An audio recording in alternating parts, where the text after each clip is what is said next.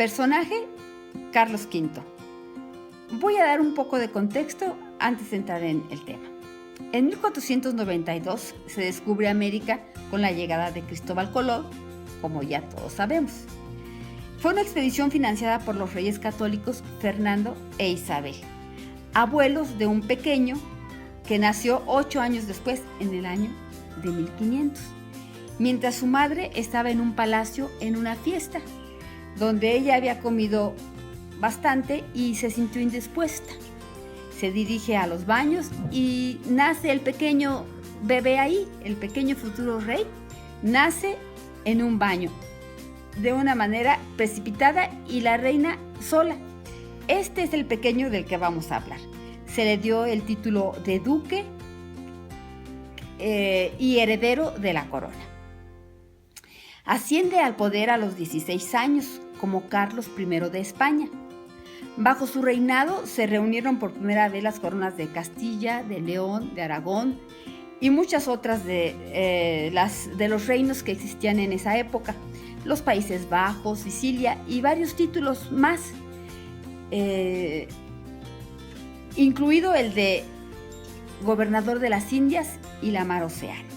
En ese tiempo España estaba ya conquistando el Nuevo Mundo y todos los países, muchos de los países que había en América también quedaron bajo el dominio de Carlos V.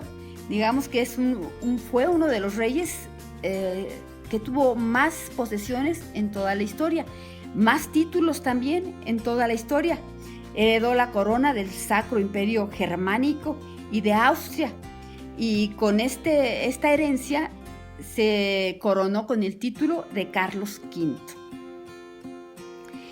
Este nada más es el contexto, pero el tema que nos interesa, la influencia que él tuvo con su gente, con sus súbditos y con la historia, es lo que sigue. Carlos tenía tratos obviamente con el Vaticano. Él como un romanista estaba aliado con el Papa, asegura su posición con el Papa León X, el mismo Papa que objetó las tesis que Lutero puso en la iglesia de Wittenberg, donde se inició la controversia. Entonces, este Papa León X, aliado con el rey, con el emperador Carlos V, cuestionaban a Lutero, y Lutero a la vez los cuestionaba a ellos, sabiendo que el modo que tenía el Papa de conseguir el dinero para la reconstrucción y el hermosamiento del Vaticano no era del todo listo, no como creía Lutero que debía ser en la iglesia. En 1530 excomulgó a los luteranos, el rey Carlos V excomulga a los luteranos, creando un conflicto entre católicos y protestantes, lo que lo llevó a reconocer la necesidad de tener un concilio para unificar, más que unificar, pacificar las religiones, pacificar la situación que había en su reino. No le convenía tener que hubiera problemas entre sus súbditos, porque él estaba ocupado. Mientras él estaba ocupado en alguna guerra, necesitaba que sus súbditos estuvieran en paz para poderlos mandar a la guerra. Cuando terminaban sus problemas con algún otro país, se acordaba que no quería a los protestantes, y entonces empezaba la persecución en contra de los protestantes. Esto fue una guerra intermitente que duró alrededor de 50 años, donde a veces eran perseguidos, a veces él trataba de conciliar según se movían los intereses en el mundo. Al final de su vida, el primero y más ferviente defensor de la Iglesia romana se retira, abdica al trono.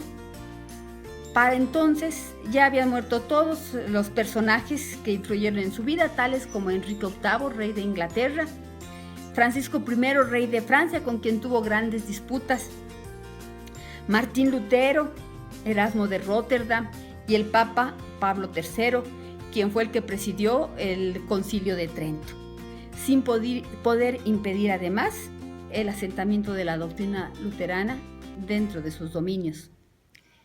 La influencia que este hombre tuvo es muy importante. porque no solo influyó en el mundo político y en la conquista de vastos territorios, sino que sus guerras se efectuaron también en el campo de la religión. Trató de imponer el catolicismo al mismo tiempo que quiso ser tolerante con los protestantes. Nos muestra su intención de unir un imperio donde empezaba a no ocultarse el sol. Y bien, la influencia que tuvieron los reyes, que es, lo sabemos, lo que hacen los poderosos o los que manejan los destinos de los hombres, afecta su manera de sentir. Y este hombre afectó completamente el sentir, la dirección que hubo en Europa, en lo que ahora es llamado Europa. Encontré dos frases célebres que quisiera comentarles. La primera me pareció simpática y por eso la quiero comentar, y dice así. Dice, esto lo menciona el rey cuando él dice: hablo en italiano con los embajadores, en francés con las mujeres, en alemán con los soldados, en inglés con los caballos y en español con Dios. Y la frase, una de las frases que él menciona y que sí tienen que ver un poco con el tema, él dijo: gran vergüenza y afrenta es que un solo fraile, Martín Lutero, contra Dios, errado en su opinión contra toda la cristiandad, nos quiera pervertir y hacer creer que dicha cristiandad ha estado todas horas en un error. Por lo cual estoy determinado de emplear mis reinos y señoríos, mis amigos, mi cuerpo, mi sangre, mi vida y mi alma.